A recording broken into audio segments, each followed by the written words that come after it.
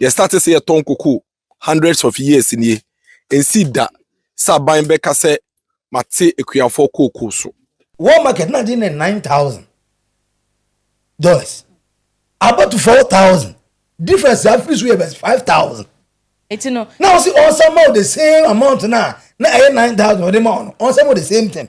It's na make us enka miracle score ye mo na economists moye kakra na munni mu no na nka mo akire kire mu se enya hanko enya Ghana nko na emom na ya mansa adwa so na ati abafo ha ono NPP ni no pese NDC ni flop no ene ye ne mo go parliament ho na say yemfa se COCOBOD no adenti na wonte omupe ankote aka no hwe koko na watwetwa go no enti se koko no hwiri ko soro no mo antimi antwo mo di anto angu na eba na ne boto ba kwede 5,000 afi na koko na afi na obedua biem ana the weekly minority for parliament ebeye putu ada nemra so okono I don't know since contract no since contract na NDC for na mumu ye lose see na be me ya 2 about 2028 no Afenyo ma ki no ye bo chairman e de ma ECG ka bebrebe egu ECG an na Ghana for ye na etwa no ono no nya fem ka kire mu say the helicopter presidential jet a country that have no jet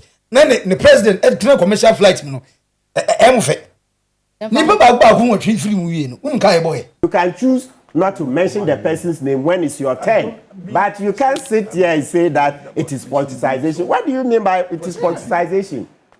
You must no, but before you prosecute, you must first beat the matter here. You have to beat it here. No.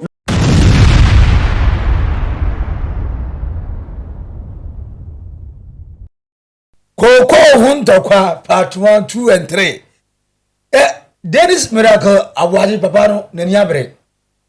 Was sorry every studio we was in studio Ntokwa. Wa koku ya phone anga sanchen. Now you are part 1. And this voice ma the chief executive officer Randy Elby and the agric minister Ego Pokumo or Mbanta yo say nya no kure. In fact, can na ebu ono dodo na no MPP for mo anamodiaba. Problems I say so far kosu ni na no MPP for mo na start here. There is miracle what is I go share with for no say the muke emiya me we ho na ebinsi da say aban beba aban beko but ye bega si koko for esika yate so dey bi embre do na edika krabi na ka ho ebi ebe complain no so ba saa na etie but NDC for na mo share bo so mo ba 6,500 Ghana and ye bottom ba kusika mo medie kofiefa godidi onu yire mo ma mo fa hwe mo ho omo ba ya procure John omo di say say 9 ana 419 wa gadere nko a ano ana Martin Kpebu mu say omo nsem ka akuafo ni bia so say the NDC for ye no enye ebi say debi omo so akuafo ni bi omo ti ase world market price no as what is say who baby e no omo pe o the government dey kan nyansa wo ana me say adenti ana dey amanfo edwuma eye politics politicians akuafo di mu dey eye politics wo he ne Ghana ha abakosem ensi da you started say ton koko hundreds of years in ye ensi da Sabain Becca say Mate Equiafo cocoa so empempi no akasakasa beba between aban ni cocoa Equiafo entimu a eye say the other toss no so ba pa say Becca say aban say Mate so na metse so no me de ambetumi aye no de yehu bi saada we no si ejai ma ne ka we nye de dikan on besian so aye bi mu 2023-2024 aban we no opposition e ka che Ghana fo nyina se aban na wo hodada nitmodin enti sonkono na wo so a ankobema koko ekuafo one momokra 65 million 6,500 meboa yeke na ya aban a oba so no na koko boto ba ko 475 4.7 aban ni peja koko buomu efi 4.7 e de ko 31 million 3,100 enso na aban we se ni timo odin ema ne kato obi atrim ema aban no krampo no samre no se me kokofuo na mo 100 acres na be ka chem se obeta me koko boto ba ako efi 31 million akọ 65 million a meto ama na magiska reche na me ne me party na koka meboa na me gidie se nipa dodo na koko ekuafo dodo na ahwe so de to aba ma aban no anye se bia no modo aban no ana modo amayoko no basika na okato omutimu no koko ekuafo wo man yimu a yatro mudin wo paper so omo yatro mudin wo paper so mo ye beye 1 million ena wo Ghana ha obi ane na ire ne mma ene na busua wo kabo mu a koko ekuafo nko a vote wo man yimu betumi akeka ko beye 5 million mo nko a aban katru yetim ema ye ni giye ema ekoto abama no aban we ba aban mu no obetena akonwa so no de edika ye apɛ ene se odiska ne kakra eto so man samukai kitwe bi what are 128 eya na maboa me figures no se mukra de ba mbotom no de 128 ye de be ka ho e chire no sign day 500 bi be ye den 400 no de call 3600 wabra wo share ye boso be man 6500 ye sha se ye bisa ne pe ene to ne nto ato a kansam bebre kwedi ba ko de ne de kwade ne se minya ka meso ma no owu ira ka bo me se ye ni abre ko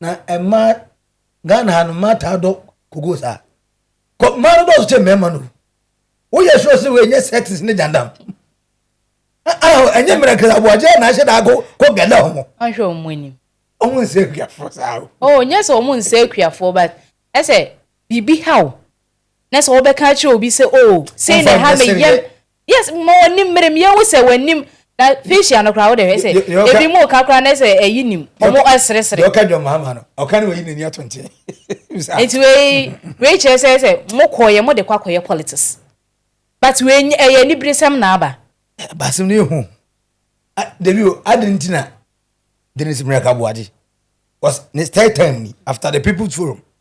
Yeah, and now was I starting way. They say we're in the second time of Mahuni. Anything the focus of Hong Kong, Coco, no one, war, boss, almost anything for my stubborn. Almost scandal, be a bundle money biaka. And I said, oh, baby, your mouth up and I can't yes, indeed, bueno, you say, Boha, or maybe Jemu other side. I feel not your corso. They say, no, when the end is for, or more pressure pa. It's when your mamma no more. Would the infant say, fine, we could quake your four.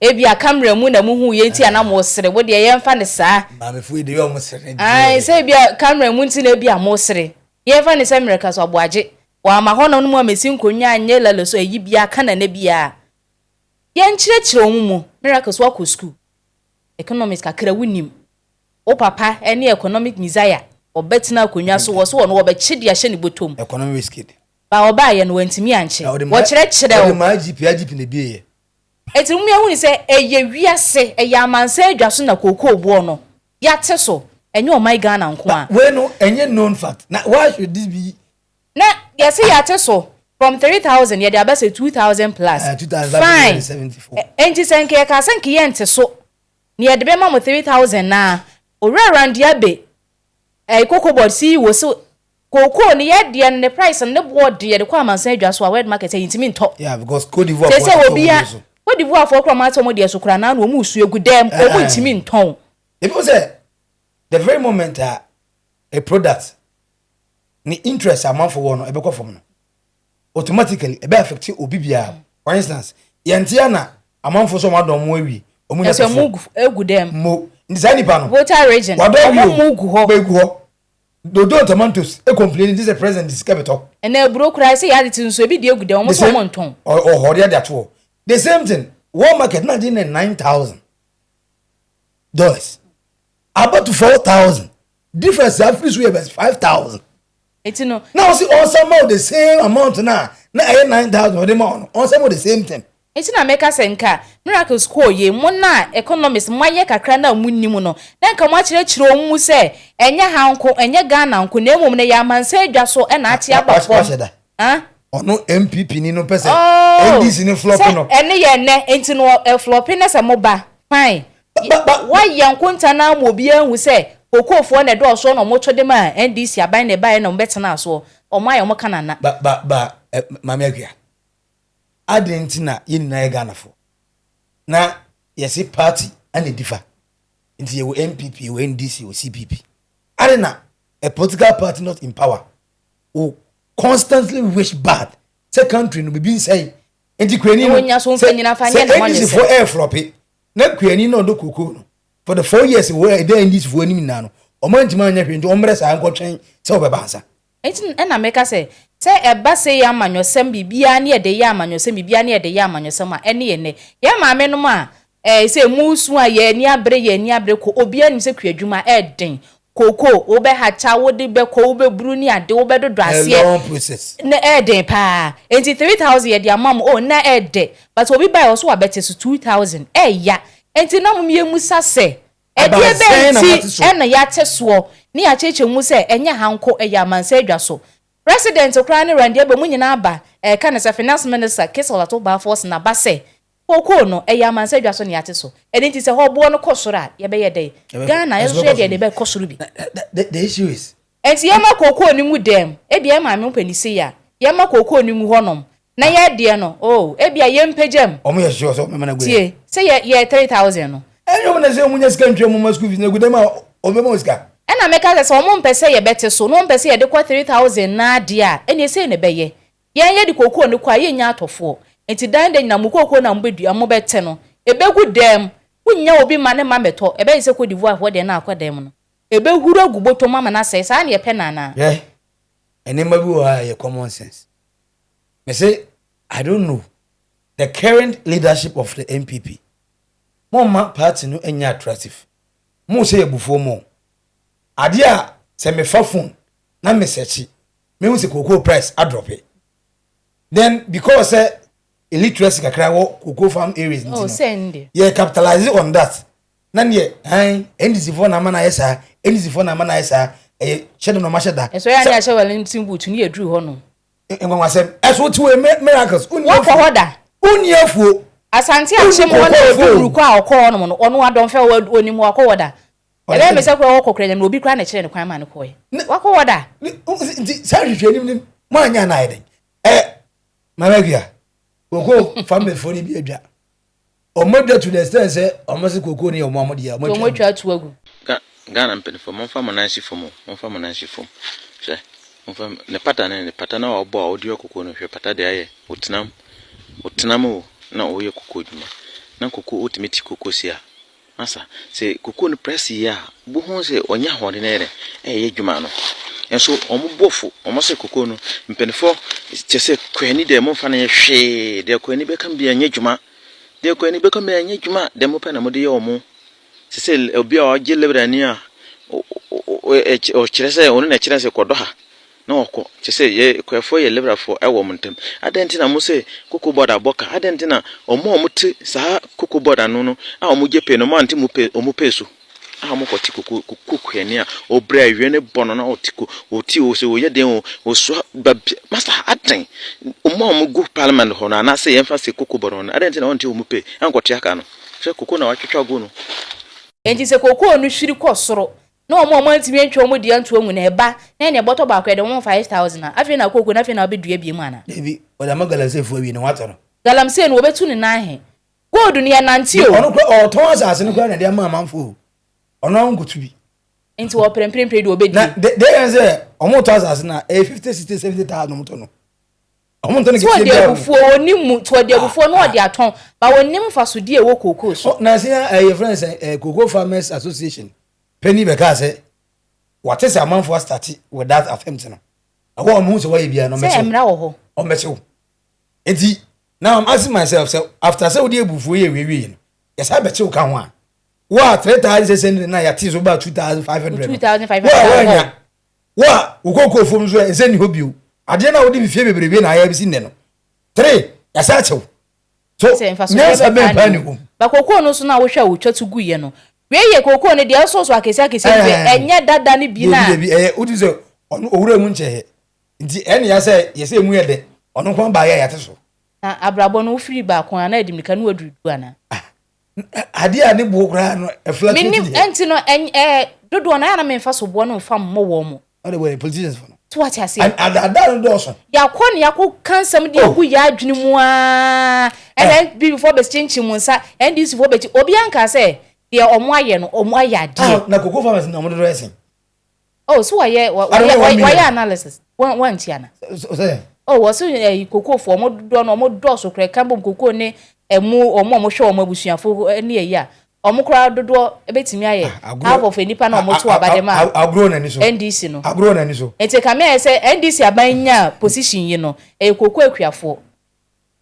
half of omo numbers ne Cocoa akuafo na kasa boaje miracle dey me say me nim de odi miracle oh ya obeyi analysis ne dia ma osisia so o twantro so a de odi so me twantro no I want twantro yi a bisi de obi anwu say wasam na woka no ni abe ne boss na Kennedy say we liar no Kennedy ne kan say nyem na kan no Thanksgiving no oh no we prepare to dey as Thanksgiving now the same thing and now obi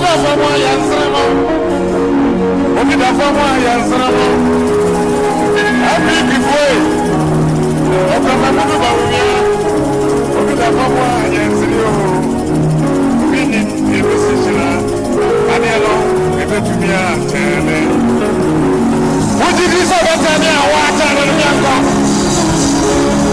sabaye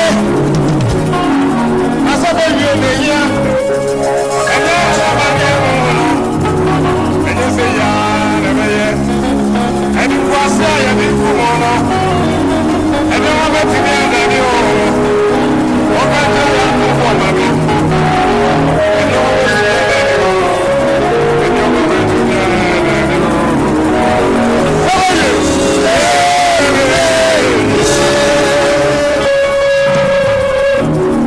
ene bi di happy before monyomo me to nyum we kwa na masiko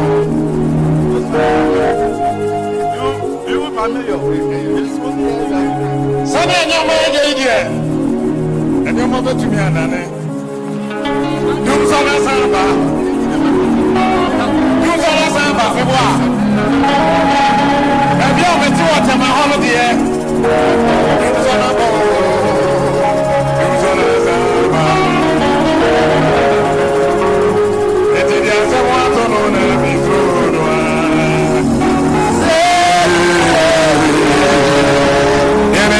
in episode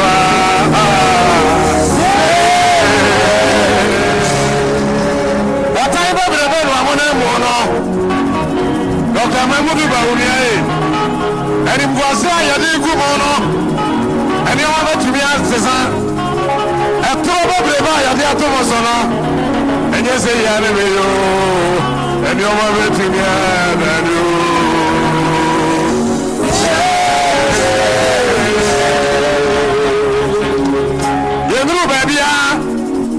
Cocoa akuafo esufra mu biem yakaya na wo mo antie yakaya na wo mo antie wono obi kwa adwuma aya hwo na bra bododa no dum so na sabu ya samu to no na mizudo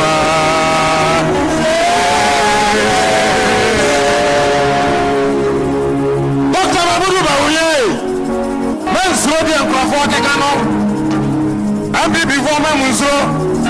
What time do you know about Monsono? They are my Samira. And because of the very moment, I can't go on as I was see. As I'm getting busy organ memoir. And you got some money or born you do saying. Because I've the and the minister. How shall I? Ashback. NPP, thank you, Toro. Say, Doom show is back.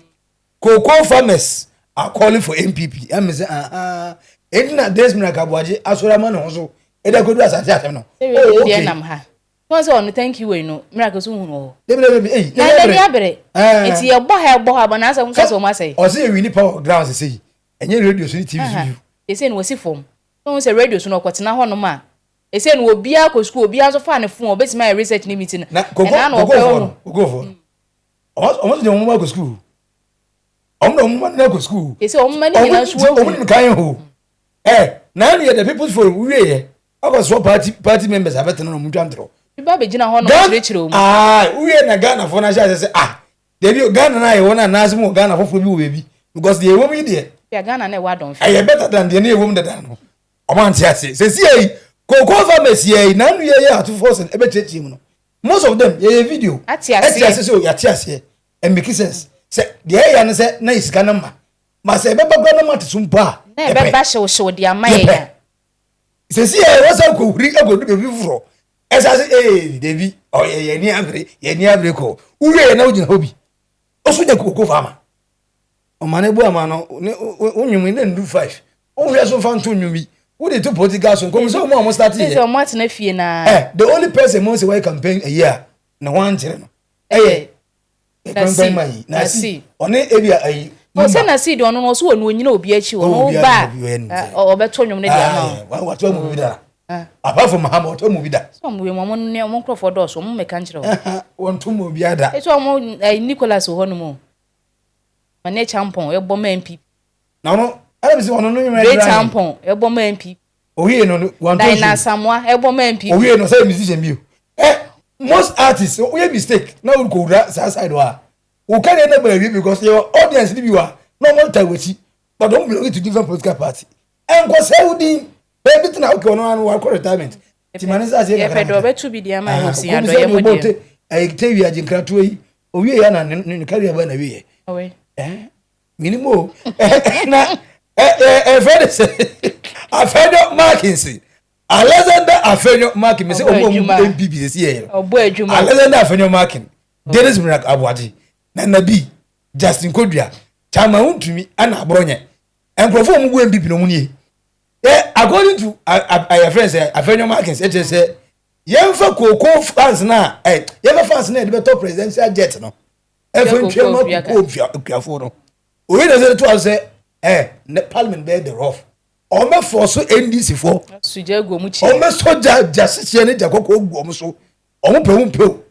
Triandi ome tria. Na ome NDC for na wan say omu di bone na say ome kape. Na say akwada na ntie. We to weekly minority for parliament ebeye putu.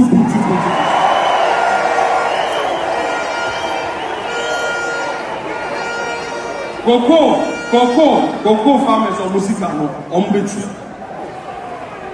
We are no sure MPP before Asia was rebel. Politics, they will try and divide us and come with all manner of arrest. Every now and then, when their back is against the wall, they will come out with arrest. Please, we are politicians, they are chua and your body. Yenjina Pintin, Dr. Baumiechi. And win power 2028. Don't let them intimidate you with arrest. Now, the third meeting. Afenyo Markin passes and Kianfa position we are mana. Then you say, or chairman or say chairman Sabunsun baby. When I quote me, yo, think all my minority Nika 1 year dead. But you buy and they say, what am I dead? Sugar. Or the one you know, Afenyo no. Share or boy, you make a non for party.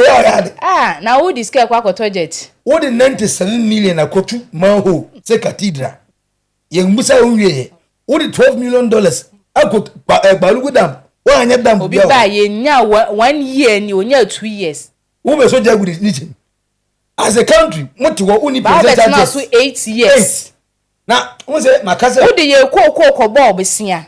na na mo di tuatua akuafo ka mo de ahye omo fu na mo de akata omo ani se mo na be say busu no on boy no mo disika na yeden tasika no be de yeden koko rose no say loss no mo de no omo disika na yeden ya kwa kobusa former CEO boss ma COCOBOD ono de we wi kura che obi a ada ne mra so o no I don't know since contract no since contract na NDC for na mo ye lose see na be me ye tu about 2028 no Afenyo ma ki no ye bo chairman e de ma ECG ka bebrebe egu ECG a na Ghana for ye na etwa no ono no nya fem e ka kire mu say the helicopter presidential jet a country that have no jet na the president e train commercial flight no e mo fe ni baba gba ku won free mu wie no unka e boy fu aye no ne ho kwanya ba na abusuafo ne sika ebekọ abusuafo yes sika ni hanu si ye ntumi ntobi ye be tumi atwa na boro so eso na mo de mo de e dware wiem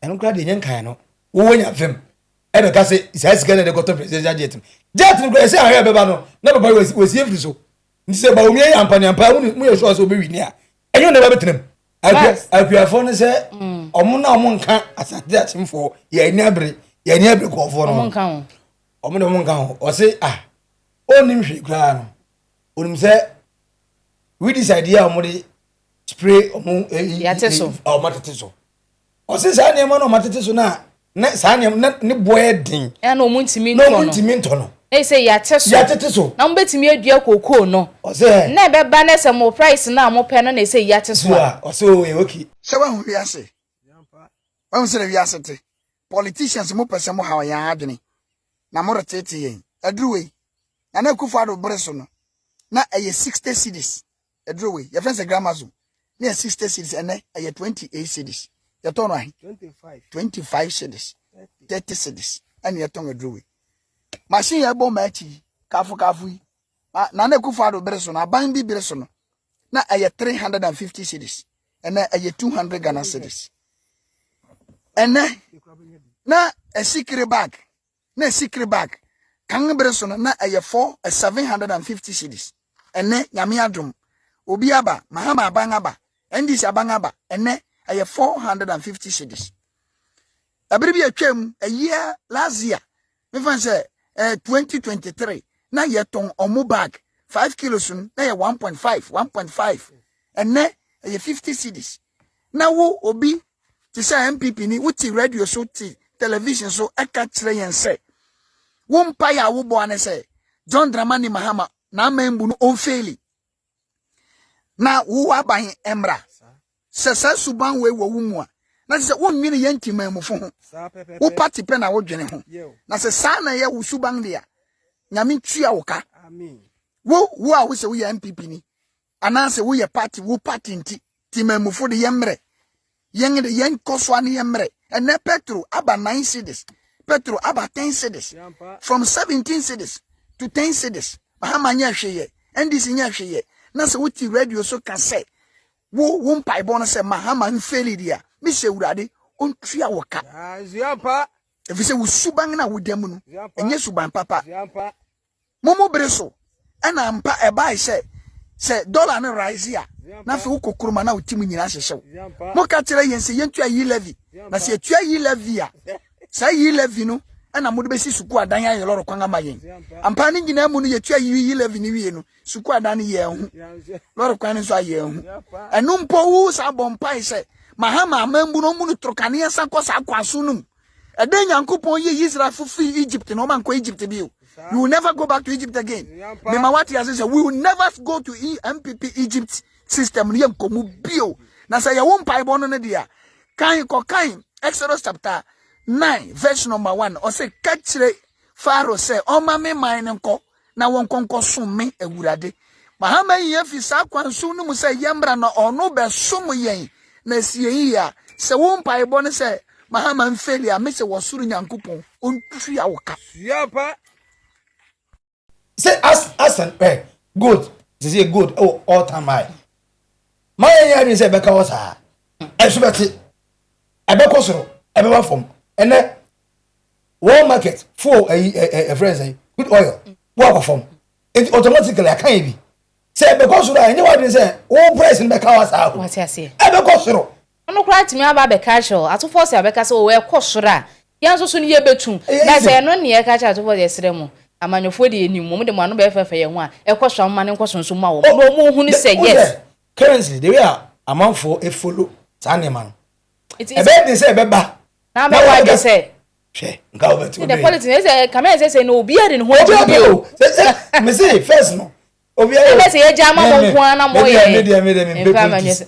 mi wa utofu ofaka ya yanum ya so na ye wetebe omso na ye wosi mi je omla ye na ye je omla life mo no mudi esika sa ya di good hem ze de lalai mu ye ya ni abi ye ni mo say ndi se so mo wa kire mo pa o omo tam ye na ese de omo se kan mi na ese ye nyina ye ni ati esika no omo ti wi dwa bi eye pa na another cocoa farmer eba se me ka se mo na se mo kusku na no we se no se papa be ka kire na no se da mi nyina ho o so oti ye no fere baba se that is na cocoa bo na ya tiso no we okay so wo market swati from 9,000 to 4,000 there why na because I turn the same thing the amount and what more the same amount of money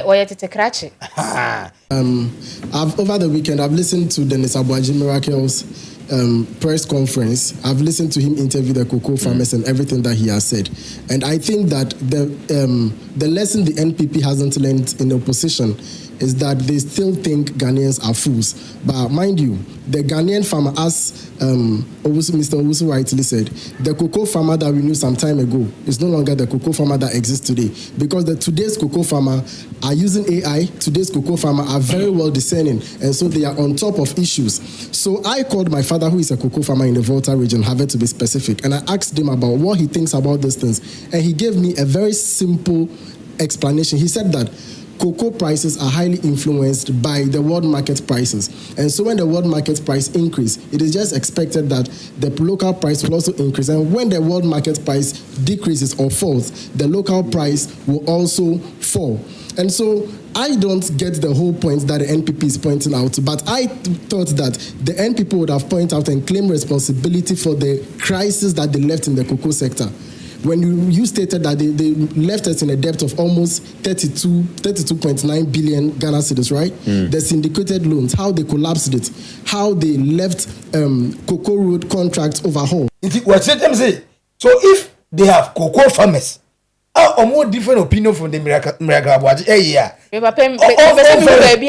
Miracles into me nko. How dey be? There was a zero heavy beer. As o mo na emere I don't feel I know the befa. Also, or heavy NPP does for a while. What do you say? How do you say one more day? How do you be? Now, on can come baby as for that. Oh, we do go there. The moon put them in the bubble war. Now, Papa, your friend, lawyer Martin Kpebu, or say, Chief Executive Officer, the COCOBOD, former Joseph Boahen, Aidoo. Obi and Kobisan. Or say, only the entire we see a time and the Abbey. And in Yana, a pipe and so. Or since Papa not or that's what wedding. Or say I don't know by now. Young friends are same question and say, who free office, will lose election. Now we sign contract worth of millions of dollars. I didn't hear. Aboro. Randy no so no so pay. Obi a what was a what opposition when na bibia na yafa cocoa munu na nim na akasa na aba ya na. Wa wuti bone. E na nko yi fa ma wo. It's the ya wa na be boss bo. The problem of this politicians now munsuya hwe no edini even in penetration mumpo ye wo oje go fa oba foforo na be ma foforo no we be say na dada na ba ne sen na we so be say ba ne sen no be ka ne problem and the central na mutwo no na muka na wakama de wiase mato am relationship so we a politician there's damage in that office now ba occupy no when the Ghana for who say we ni that a problem so ba na any day e ho na we transit say oje bet allowance ni hook allowance nti hook allowance bet allowance both time on ground one allowance entertainment allowance nti e fi so better problem na tell afeya yes problem na e problem no afeya na be tire him o so ya na o explain tire friends conference a afeya na friends conference na we ene so won na madon fe na yi no e kakra na ne watie si mu osehwi o ba ye na o chire man ke ya nuru ha wan chire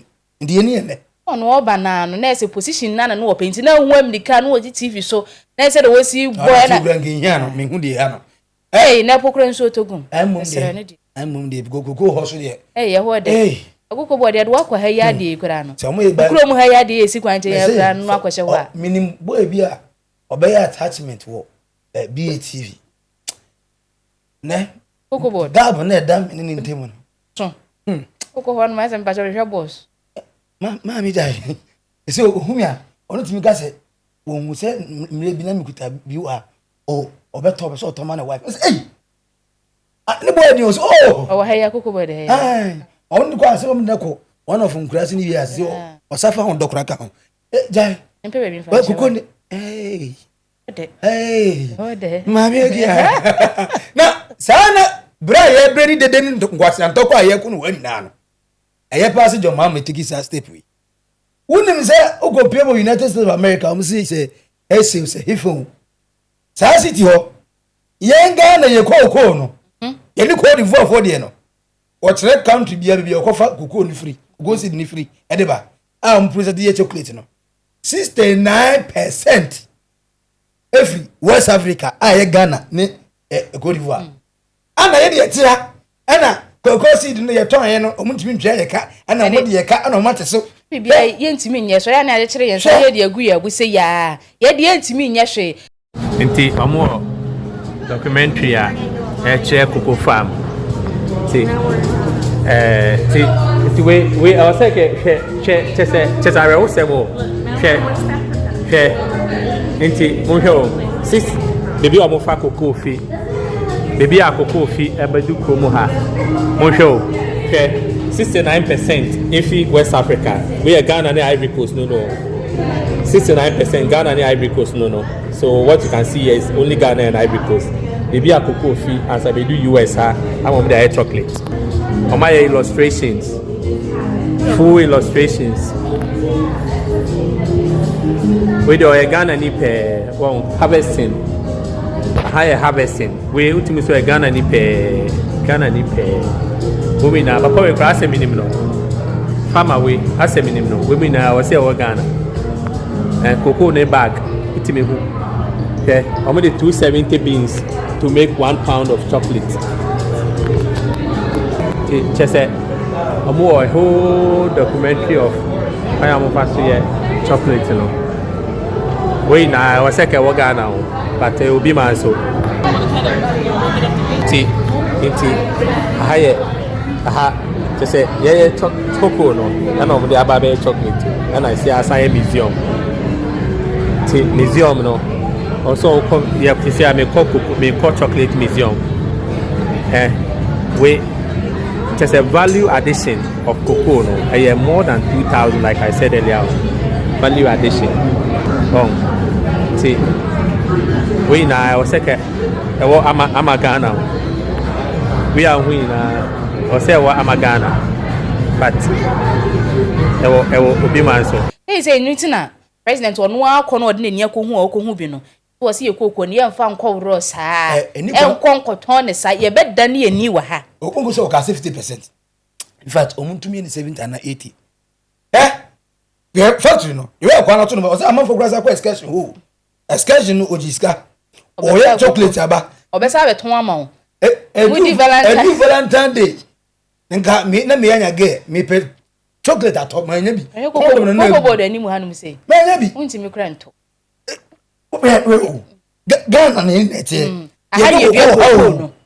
Ya so cocoa na go do America. Afi e ba chocolate mi dimi. Na ko dani ani chocolate na bro e de boa wo pe. Onyo ko bo chocolate bo 40 Ghana. Adam mi goto nyame tiki. Na kra de 14 wenya. Say ne 40 dey say. Ah, say try kitwe bi. How was it to get men also? Eti Ghana na yo na advantage say we ye kurom Ghana ye na ye be fa free. Ye be kokran dia koya ice cream ye dia bro. I keep on saying this. Raw no emfaso bi ani so mo obi ahu. Me say the auto bro bag no ton 400. The auto ndoko no ton ba ko one ball 7 Ghana. Meaning so ono no elfa ni we ya wo process e ma na be de na aduane no. Automatically we ye tam. Edu be ko na dokunu ra na sifie. Na cocoa farmer no maize farmer no ono da so ti apatandam. Then say no more bro say good dem na say o muntimi nto because the other to dokunu no kwa kokoto no fo. Oba so na dokunu obo ni 10 cedis, 7 cedis. no the amount Yenim say the process do be a ye goton a ne bo no na sa nkofo na mo 69% from Africa no ya ngoton gogo na mo ne chocolate no ha ye nton mo ni because I say no say bibia na ye de ni si ye can say ye gold no so gold no so kwa enso no koko no e ba betu gold no koko ni gidin enne ma ye gidin your problem yet when I na ye press conference upon press conference the interview am for dada ye kunda kwa and yate wo price so yate wo price so and go process koko ha anka ngoma mudiwe kayani ka adwuma eni hanu si yeso ni yesu na employment na ya kan bro we nko be foni pedro sen we the ono ye factory be foni pedro sen ya kan bro foni ya dia to say ya eni eni bro kan ya na say nko Ghana nko na unemployment youth association maya omo nya adwuma so asa form association there that's ya so this is 7 years my Ghana is a grow bidin masa omo fia we a living legend rough. It should be a root and branch approach. Yeah, root and branch, because you can see that COCOBOD is at the time they were leaving was a crime scene. Because how do you issue LC for jute bags to the tune of $48 million at the time you are exiting, when you had a huge stock? Yes, that's what the previous MD did, right? $48 million when midnight contract, you've lost an election, exit honorably, yet you keep on issuing more contracts because of no curfew, probably, because otherwise it doesn't make sense. It's not as if the stock had dried up, they had huge stocks, and yet this MD would insist on issuing an LC at a point they were exiting. That's what I'm saying, midnight contract. So I'm happy that yesterday, I think in the news, they said the matter has been reported to the AG to see to investigations, right? So that we can hold them accountable. Kofi says we shouldn't, and there's an honorable appeal. When you say we shouldn't politicize this matter, I struggle to understand what you mean. How can you deal with this matter without politicization? It's politics, so you call it by its name. The moment you begin to look for euphemisms, etc., you are getting nowhere. A problem well diagnosed is half solved. Let's stop this thing. People dealt with that badly. We would mention their names. That is the name of the game. And they say that is because of mischief that everybody has a name. So if you've come and you are issuing a contract midnight for $48 million, what's the name of that MD? We would mention. Anybody who thinks that's politicization, that's that person's cup of tea. You can choose not to mention the person's name when it's your turn. But you can't sit here and say that it is politicization. What do you mean by it is politicization? You must, no, but before you prosecute, you must first beat the matter here. You have to beat and beat it here. No, you would beat, yes, so deal with it. Let me listen to, Council, gentlemen, please. No, please. Gentlemen, hold on. Dr. Tokono, please. Your microphone is off. Honorable Acheampong. Thank you, gentlemen. Please, let Kpebu. I'll come to you. No, Council, yeah, so the previous MD, is that Boahen? Aidoo. Yes. Boahen Aidoo must be hauled. He must answer why he was doing midnight contract. If you lost an election, shamefully, go home. You are mismanaging. And yet that's the time you were issuing contract. That's the time you were issuing contract. So Boahen Aidoo, we will mention his name. If Kofi doesn't like it, well, that's his cup of tea. No, because we have to talk, because yes. To answer, but if you want the politics, since you brought it will always be politics. Okay, thank you. Is dead. You cannot kill COCOBOD and let the elite cocoa farmers. I know about 1,000 of them. Let them run it. Thank you very much. Thank you, gentlemen. As long as let him end this point. Officers run it from Accra. Deal with him. Yes, you have to hold on to that point. So Boahen Aidoo, wherever you are today, we are mentioning your name here. You would have to answer for your 48 million LC when you had shamefully lost an election and you were asked to exit. You would answer. That's it. Now, go to number 2. Yes. You see, so as we're dealing with accountability, there's this point we must bring in as we go on. I hear people talking about, yes, we'll reform the management, etc. There's this interesting bit of COCOBOD, the history. You know, at a point, Kwame Nkrumah wanted higher prices. You see the silos in Tema, etc. Yeah. Then he built them because he intended to hoard about 200,000 metric tons of cocoa. He wanted to manipulate the prices. The farmers were upset, and the World Bank, you know how these Bretton Woods institutions, the moment we want to get out of their control, they will find everything to come and criticize us. So the World Bank say, oh, no, it's not doable. Of course, is it any wonder that America sponsored Kwame Nkrumah's overthrow, then it left. So let's bring it in. So the matter of management, we've been trying. It's not as if we never tried. Kwame Nkrumah saw the problem, and he thought that, okay, if he can hoard cocoa, prices will go up. So he built silos. They said we spent about $8,500,000 building the silos. They became a white elephant, right? Yes, so let's learn from our history. So it's not just about changing management. It's also about prosecuting the offenders. So Boahen Aidoo must answer. Look, if Kpebu, your case is that Opuni's case must go back to court, why not? Of course. When someday you come back, criminal cases have no expiry date. If you have evidence, because that's the name of the game. Because listen, before, as Opuni's case was in court, etc., I know people who saw the dossier and said that Opuni's charges were politically motivated. And it wasn't long, we caught the Attorney General on tape confessing that Ekufuado and Oforiata were on his neck, saying they should get Atufos in jail, etc. Okay, look at Acheampong's case. Acheampong's case, the same thing. Yes. Okay. So when you come, I'll be your cheerleader if only you have evidence. When you come back someday, if you have evidence, I'll be here to support you. That go back and arrest those people and go back to court. Right? Yes, that's for those that, there is a difference between withdrawal and nolli prosequi. Nolli prosequi, you can go back. But when you say withdrawal, they are taking carton. So I don't remember which ones are pure nolli prosequi and the other one. But granted that Opuni's own is one that is pure nolli prosequi, and so you can go back. If you have the evidence, go and let's see. Because I have seen credible people who saw the dossier and saw that this was just a witch hunt. Okay? So if you have evidence, when it's your turn, go back. But until then, today is Boahen Aidoo's head on the chopping board. Okay? Yes, we will mention it 1,000 times. That is how we will deal with it. Because if we don't start with the court of public opinion, how are we going to energize the politicians to take action? Otherwise, it will be you scratch my back, I scratch your back. So let's understand this. It's when the citizens understand what's gone wrong, then they show the furore, etc. Then it galvanizes the politicians to take action.